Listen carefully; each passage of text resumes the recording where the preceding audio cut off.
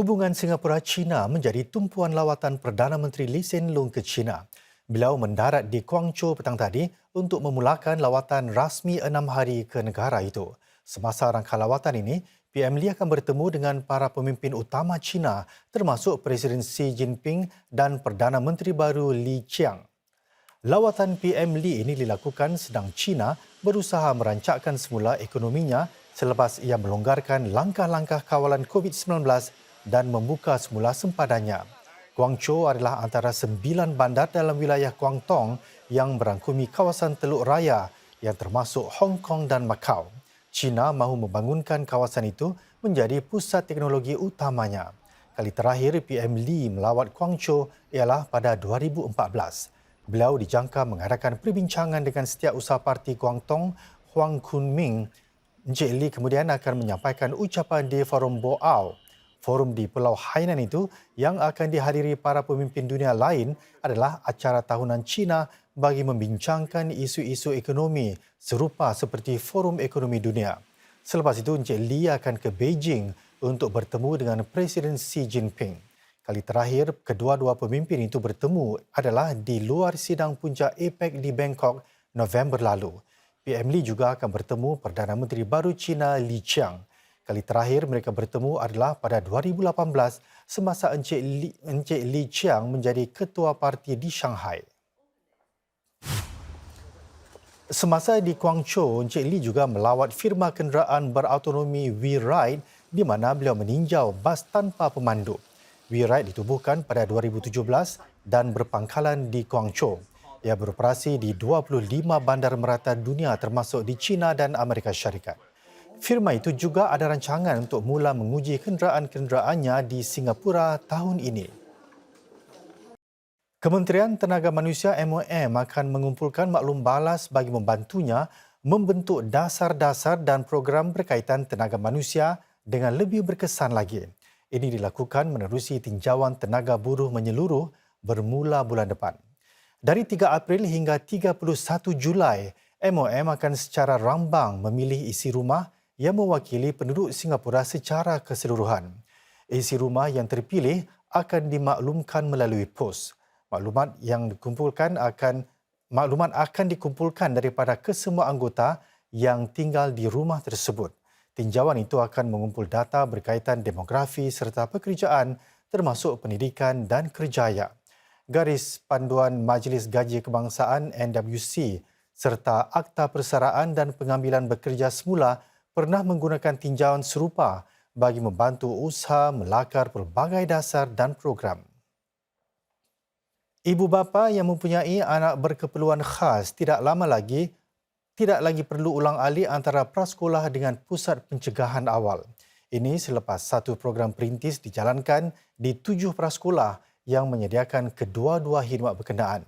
Program sedang dikaji untuk kemungkinan diperluaskan lagi. Namun demikian, Presiden Halimah Yacob akur bahawa masih ada beberapa cabaran. Saya faham apa masalahnya, cabarannya adalah terpaksa pemerintah harus menentukan terdapat guru-guru yang dilatih, sumber-sumber yang diperlukan dan ini memakan masa.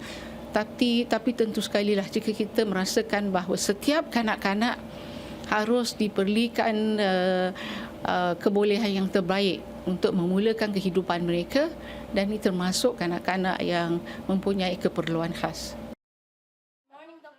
Presiden Halimah berkata demikian semasa melakukan lawatan ke sebuah prasekolah yang menjalankan program perintis itu. Di sini, setiap kelas mempunyai sekurang-kurangnya 2 kaki tangan terlatih untuk menangani kanak-kanak berkeperluan khas. Ini termasuk kanak-kanak yang mempunyai gangguan perhatian atau kelengahan pertuturan. Ciri-ciri seperti penanda visual dan bilik deria juga membantu mendampingi murid serta menyokong emosi mereka agar dapat memberikan tumpuan di dalam kelas. Mereka mungkin tidak kelihatan seperti pejuang penjimatan air, namun sekumpulan kanak-kanak prasekolah ini ada pesanan penting untuk para penduduk Tampines, iaitu betapa pentingnya melindungi sumber air yang cukup berharga ini. Inisiatif itu kini diharap dapat dilakukan di lebih banyak sekolah-sekolah di sini.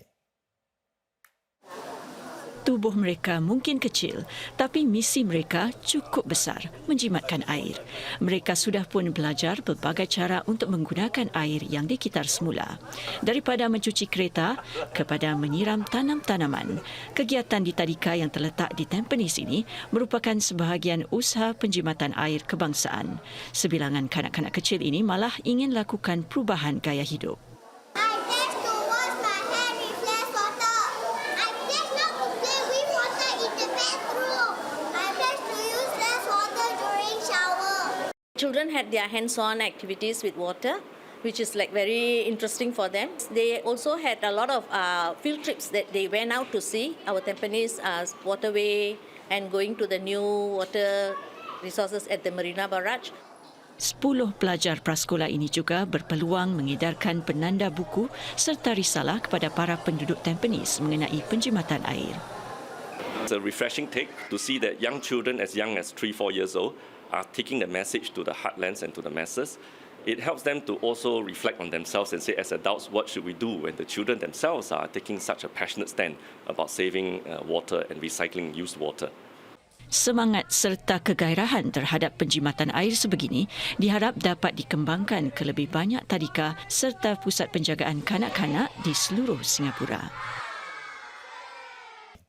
23 lelaki ditangkap dalam satu operasi menyasarkan kegiatan eksploitasi seksual kanak-kanak secara online. Berusia antara 22 hingga 61 tahun, mereka disyaki memiliki dan mengagihkan bahan penderaan seksual kanak-kanak. Seorang lelaki berusia 44 tahun juga sedang disiasat.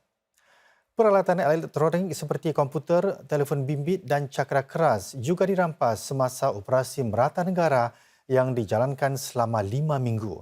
Sebilangan lelaki itu akan dirujuk kepada para pekerja sosial yang akan menilai situasi yang mungkin menyebabkan tindakan salah mereka. Mereka kemudian mungkin dirujuk kepada agensi khidmat sosial yang bersesuaian. Menggalak lebih ramai orang menjamu juadah yang menggunakan bahan makanan yang dihasilkan di Singapura. Agensi Makanan Singapura melancarkan satu program untuk mengiktiraf syarikat penyedia makanan dan minuman yang membeli sekurang-kurangnya 15% bahan mereka daripada para pengeluar tempatan. Tetapi syarikat pengeluar tempatan mengadu sukar untuk menarik orang ramai membeli produk yang mereka hasilkan.